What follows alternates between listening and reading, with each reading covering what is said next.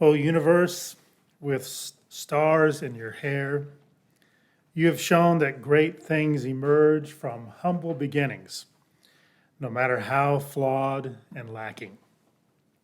That one story in a stable, in prison, in the cave, in destitution, in abject poverty, if lived in all sincerity, can liberate from darkness the many.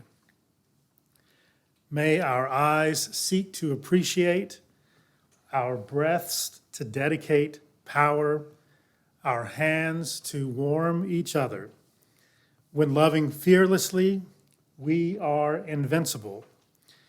When free will is deliberate, we are pivotal. When dreaming together, we are infinite. Remind us of the very questions that we have turned away from, that we thought could not be answered or are impossible to realize. Dear universal intelligence, your embrace contains everything but confines nothing. In the very insistence of existence, may this one moment count. And now let's take some time to light our candles of community. You can light a candle for a concern or a joy, or simply to bring more light into our space together.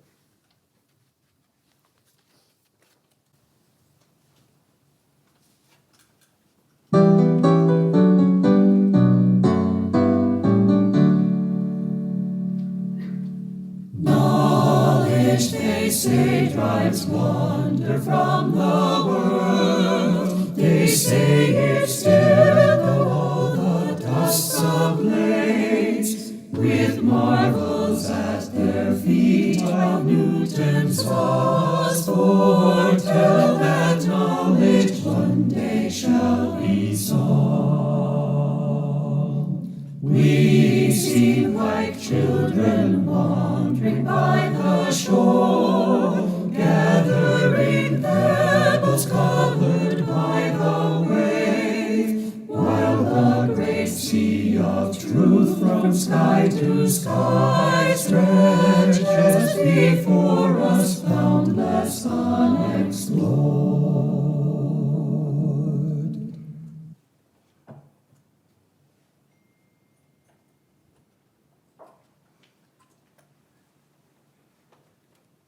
Let us stand together in body or spirit for the lighting of the chalice and our spoken affirmation.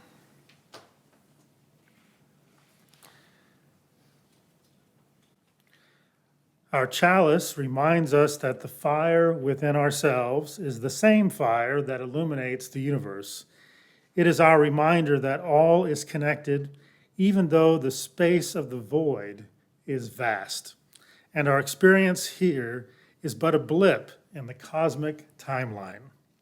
This flame is our promise that in our smallness and our short time on this earth, that we live intently and deeply, with love for one another, with honesty and integrity, to be guided by rational thought and critical thinking, and with a sense of shared responsibility. For as the late astronomer Carl Sagan reminded us, this pale blue dot is the only home we've ever known. Let us join together in the spoken affirmation. Love is the spirit of this church, and service is its law.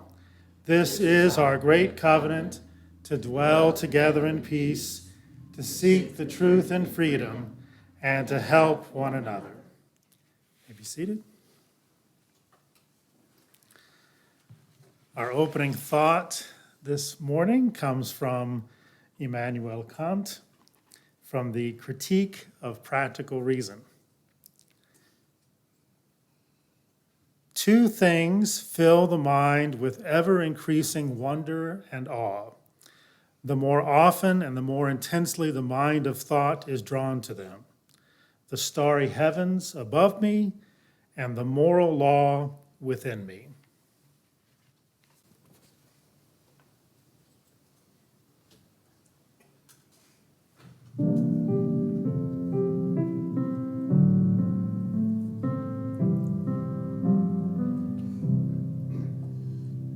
a fire mist and a planet, a crystal and a cell, a starfish and a saurian, and caves where ancients dwelt. The sense of law and beauty, a face turned from the sod. Some call it evolution, and others call it God. Gaze on the far horizon, the infinite tender sky, the ripe rich tents of cornfields and wild geese sailing high, and over high and low land, the charm of goldenrod. Some people call it autumn, and others call it God. Like tides on crescent sea beach, when moons so new and thin, into our hearts our yearnings come welling, surging in. Come from the mystic ocean, whose friend no foot has trod. Some people call it longing, and others call it God. A century lone and frozen, a mother starved for her brood, and Socrates read hemlock, and Jesus on the rood, and millions who, though nameless, the straight hard pathway trod. Some call it consecration, and others call it God.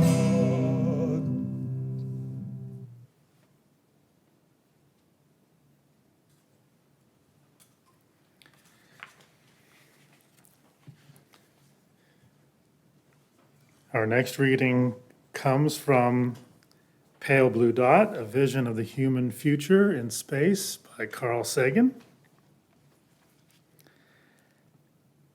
How is it that hardly any major religion has looked at science and concluded, this is better than we thought? The universe is much bigger than our prophet said, grander, more subtle, more elegant. Instead, they say, no, no, no, my God is a little God, and I want him to stay that way. A religion, old or new, that stressed the magnificence of the universe as revealed by modern science, might be able to draw forth reserves of reverence and awe hardly tapped by the conventional faiths. Let us join together in a time of meditation. Go ahead and get comfortable. Close your eyes. Take a deep breath in and out.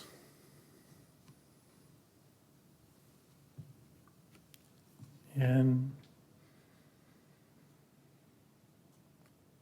and out.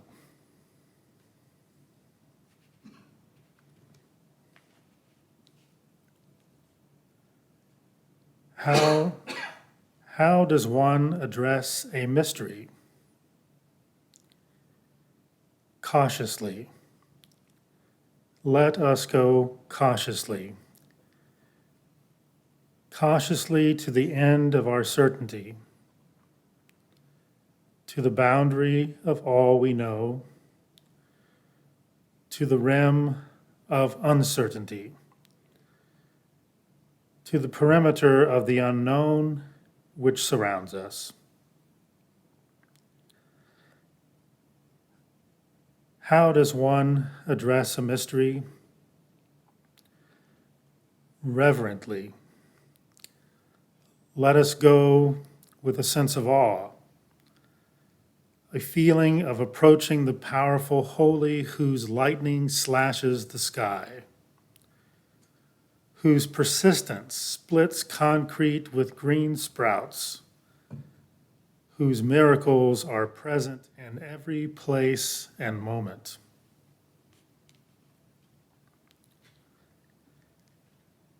How does one address a mystery? Hopefully, out of our need for wholeness in our own lives, the reconciliation of mind and heart, the conjunction of reason and passion, the intersection of the timeless with time. How does one address a mystery? Quietly, for no words will explain the inarticulate or summon the presence that is always present even in our absence. But what shall we say? Anything, any anger, any hope, any fear, any joy, any request, any word that comes from the depth of being addressed to being itself, or perhaps nothing. No complaint, no request, no entreaty, no thanksgiving, no praise, no blame, no pretense of knowing or of not knowing. Simply be in the intimate presence of mystery, unashamed, unadorned, unafraid, and at the end say, Amen.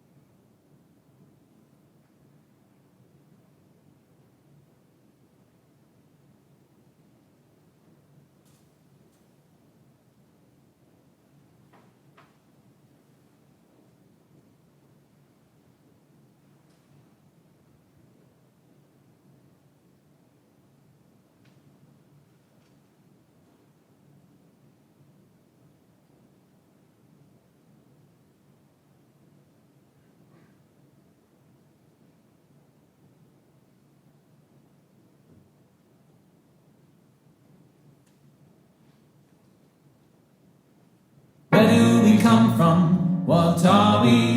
Where are we going? Where do we come from? What are we? Where are we going? Where do we come from? What are we? Where are we going? Where do we come from? Where do we come from? Mystery, mystery, life is a riddle and a mystery. Mystery, mystery, life is a riddle and a mystery. Where do we come from? Where are we going? Where do we come from? Where are we going? Where do we come from? What are we? Where are we going? Where do we come from? What are we? Where are we going? Where do we come from? What are we? Where are we going?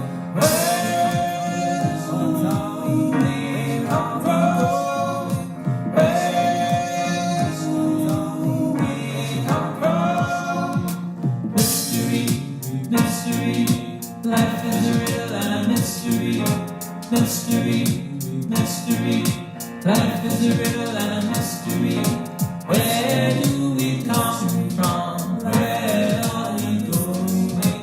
Where do we come from? Where are we going? Mystery, mystery, life is a riddle and a mystery.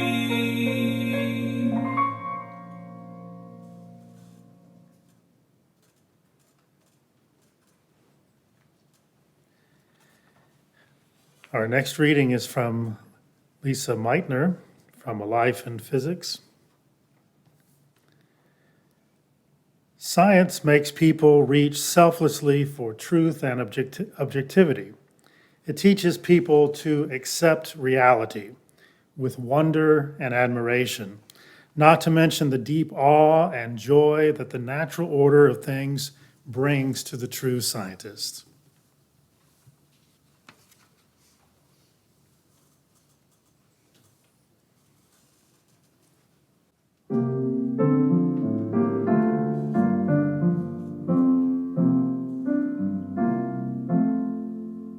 O brother sun, you bring us light, all shining round in fiery might.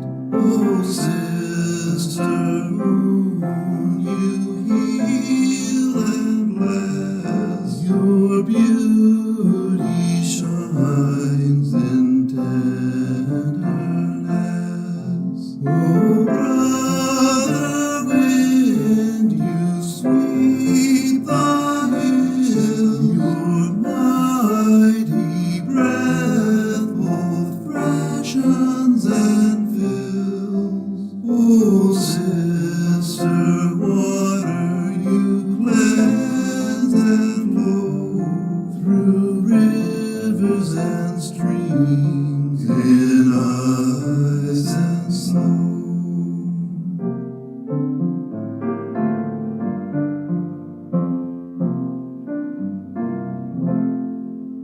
O brother fire, you warm our night with all your dancing colored light. O sister earth, you feed all things, all birds, all creatures, all scales and wings. O sister death, you meet us here and take us to our God so near. O God of life, we give you praise for all your creatures, for all your ways.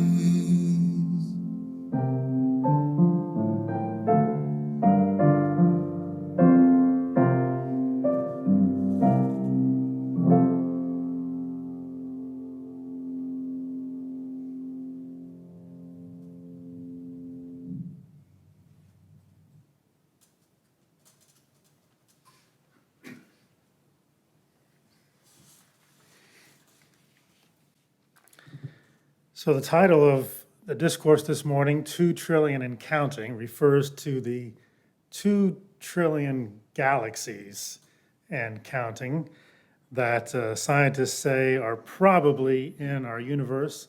They think there are more than 2 trillion, but that's their best guesstimate at the moment.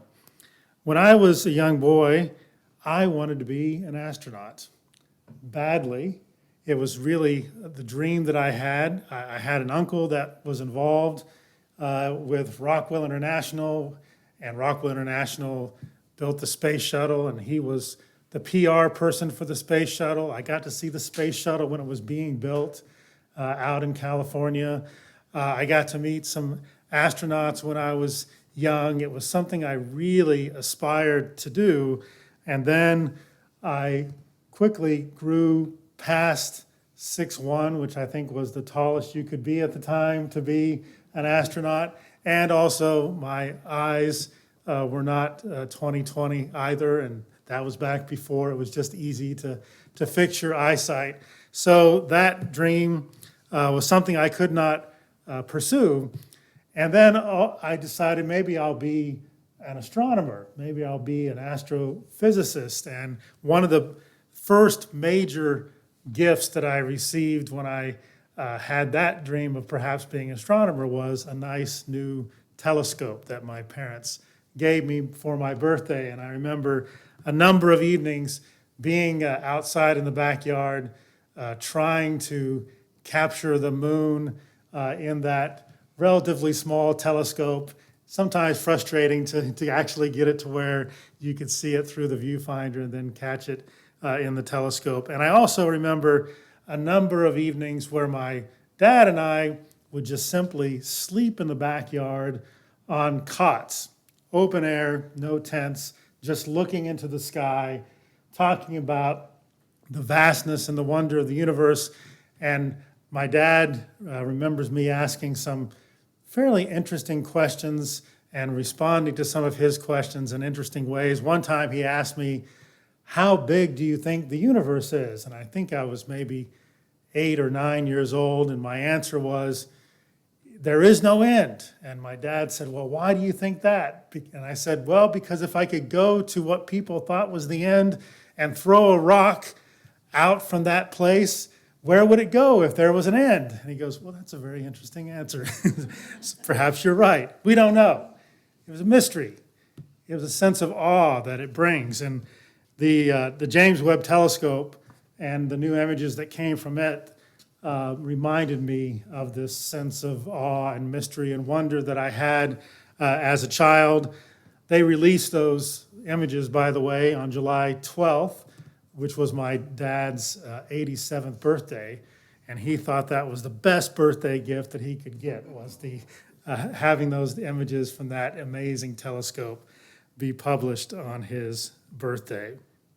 Well, when you look at the night sky, sometimes you might get a sense of wonder and awe that I had when I was a child, but sometimes people look at the night sky and it makes them realize, or they think about how puny and insignificant we are on the cosmic scale. That's one possible way of reacting to what we're learning about the universe and those amazing images from the James Webb Telescope.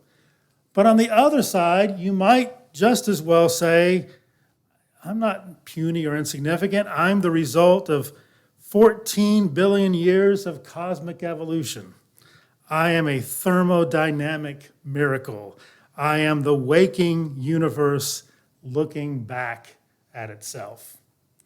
That was a meme that I actually found on Facebook. These two different possibilities of how we see the vastness and the wonder of the universe.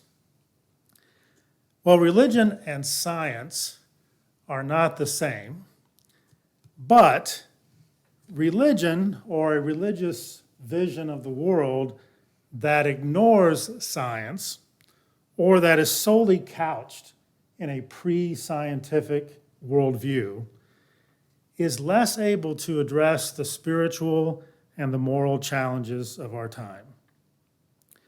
The world's religions that we experience offer humanity, I think, significant wisdom. I would not have been studying religion most of my adult life if I did not think that there was significant wisdom to be found in religious experience and in the world's religions. But I think we have to recognize that most of the world's religions were created in a time in which humanity had very little understanding of our connection with the rest of life and of our place in the universe as a whole. A religion that opens our hearts and our minds to a cosmos that is at least billions of years in its history, as opposed to just thousands, as some of our religious perspectives think that it is. A religion that opens us up to billions of years of history and sees the place of our planetary home as being a galaxy with 200 billion stars in a universe with 2 trillion galaxies and counting. This religious view provides us with a spiritual perspective that is much more awe-inspiring and humility-provoking than the earth-centered and the human-centered worldviews of our past. We have been given an amazing opportunity, an opportunity of being just one aspect of the universe that is becoming aware of itself, conscious of itself, and we're able to catch some glimpse of what brought us to have this remarkable perspective in relation to the rest of the cosmos. This reality, this consciousness, this awareness that we have calls us, I think, to an attitude of awe and an attitude of respect. But it also calls us to a sense of deep responsibility to preserve this amazing planet, which made our consciousness and community a possibility. Any use of our consciousness that divides us from each other or that brings unnecessary suffering to other persons or to other forms of life is a misuse of this gift. It's a rejection of our sacred responsibility as an expression of the consciousness of the cosmos. We as humanity find ourselves in a very precarious position now, in which the evolution of our knowledge and our ability to adapt that has gotten us so far and has helped us to understand the world around us has also given us the ability to come to a situation where we have the ability to manipulate and also to destroy the very ecological community which makes our lives and our consciousness a possibility. Our generation finds ourselves at a crossroads that previous generations did not experience. And that is this: we are at the crossroads where we must find a way to live at peace with our ecological community or suffer the consequences. Suffer the consequences of the hubris of thinking that we are somehow greater than the rest of life, that we are somehow not dependent on the rest of life, that we are somehow disconnected from the rest of life. In a cosmos and a universe of 2 trillion galaxies and counting, one can imagine that there have been countless other civilizations of conscious life, many of which may have found the proper balance with their planet's ecosystems to live and even flourish sustainably and relatively peacefully for extremely long periods of time. There probably are countless civilizations, countless communities of consciousness like that in this vast universe, in this vast cosmos. Maybe difficult to wrap our minds around, but they're probably there, and many of them have probably made it pretty well. Many of them have probably found ways of being sustainable and living together at peace with their planet. But there are probably others who have likely failed. There are other communities of consciousness in the cosmos who have likely failed. They have likely been unable to grasp the responsibility that their conscious self-awareness entailed. And thus, they probably became relatively momentary flashes of communities of consciousness before their demise. If humanity here on Earth continues on our current path, we will soon find ourselves joining these fleeting communities of consciousness that were unable to find their way together in peace with one another and in peace with the rest of life. When we become aware of the vastness of the universe and the likelihood of so many other communities of life in the cosmos, it may lead us, like that one option in the meme, to feel that we are almost infinitesimally small and insignificant. But it might just as well lead us to a sense of awe and wonder that we are the product of at least billions of years of cosmic evolution that have led us to this moment in which we are an expression of the cosmos becoming aware of itself, and in which we are experiencing lives of potentially deep and wondrous community if we could just find ways of working together to express ourselves in love, to live together in community, to live together in peace, and to live with the rest of the community of life on earth. Our religious aspirations ought to at least take into account the vastness of the cosmos and our scientific understanding of our place within it. Otherwise, our religious expressions run the risk of being too narrow, too small, as compared to the reality of the world in which we live, as compared to the reality of the universe in which we live. For example, think how narrow, think how small and inadequate the adherence to Christian nationalism is. If we were to truly see ourselves as expressions of consciousness of the entire cosmos with responsibility for caring for one another and of all life on earth, how small and narrow and inadequate Christian nationalism would be that divides us from each other and diminishes our other human siblings who orient themselves to religion differently. That narrow, that small, that inadequate expression of Christian nationalism is a rejection of our sacred calling to love all persons and all life on earth. And it also fails to see that our human community is just one part of this world. It's just one small part of a vast and awe-inspiring cosmos. A religious perspective that fails to see that the universe and our planet has existed for billions of years before us and will exist for billions of years after us is simply too narrow, too small to help us grasp the vast reality of the cosmos in which we live and move and have our being. Such a narrow and small religious perspective fails to give us a proper understanding of our place within the whole and of the nature of our responsibility as conscious, moral beings for the care of the world around us. Any religious perspective that expresses the hubris, the pride that the whole cosmos revolves solely around human history and that the world as we know it will end in a few years' time is simply not capable of connecting us with reality in a responsible way. One of the greatest failures of humankind has perhaps been our inability to recognize that our religious perspectives ought to evolve. Our religious perspectives ought to evolve and evolve with the changing knowledge, the changing experience that we have of the world and the cosmos.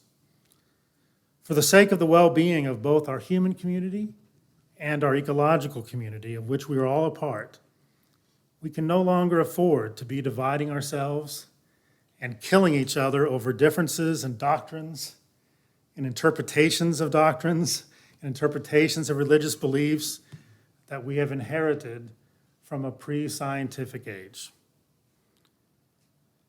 For such a time as this, we need a religious vision that is more broad, more inclusive, more aware of our place within the universe of 2 trillion galaxies and counting.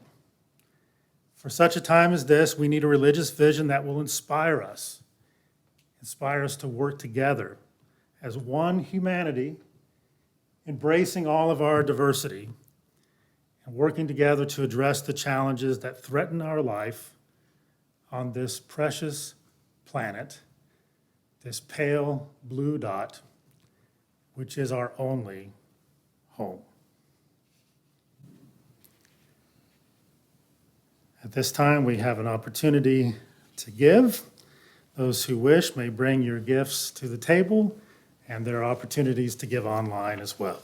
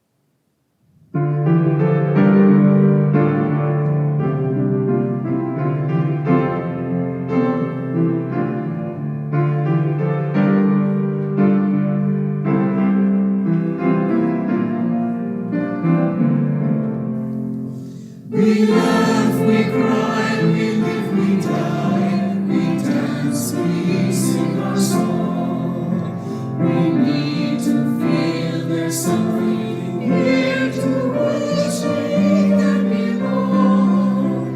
We need to feel the freedom just to have some time alone. But most of all, we need those friends we can call our very own. And we believe in life and in the strength of love. And we have found a need to be together. We have our hearts to give, we have our thoughts to receive, and we believe that sharing is an answer. A child is born among us, and we feel a special flow. We see time's endless journey as we watch the baby grow. We thrill to hear imagination freely running wild. We dedicate our minds and hearts to the spirit of this child, and we believe in life and in the strength of love, and we have found the time to be together, and with the grace of age we share the wonder of youth, and we believe that growing is an answer. Our lives are full of wonder, and our time is very brief. The death of one among us fills us all with pain and grief. But as we live, so shall we die, and when our lives are done, the memories we share with friends, they will linger on and on. And we believe in life and in the strength of love, and we have found the grace to be together. We have the right to grow, we have the gift to believe that He's within our living is an answer.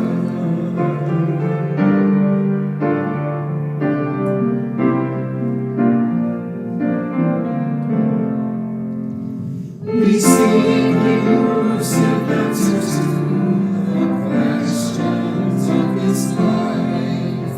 We seek to put an end to all the waste of human strife. We search for truth, equality, and blessed peace of mind. And then we come together here to make sense of what we find. And we believe in life and in the strength of love. And we have found the joy being together.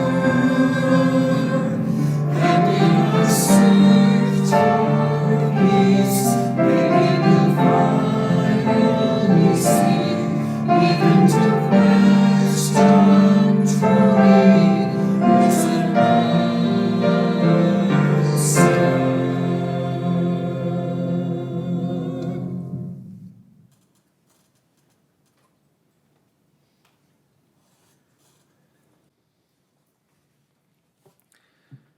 Our parting thought comes from Albert Einstein, who said the most beautiful thing we can experience is the mysterious. It is the source of all true art and all science. The person to whom this emotion is a stranger, who can no longer pause to wonder and stand wrapped in awe, their eyes are closed. Let us stand in body or spirit for the extinguishing of the chalice.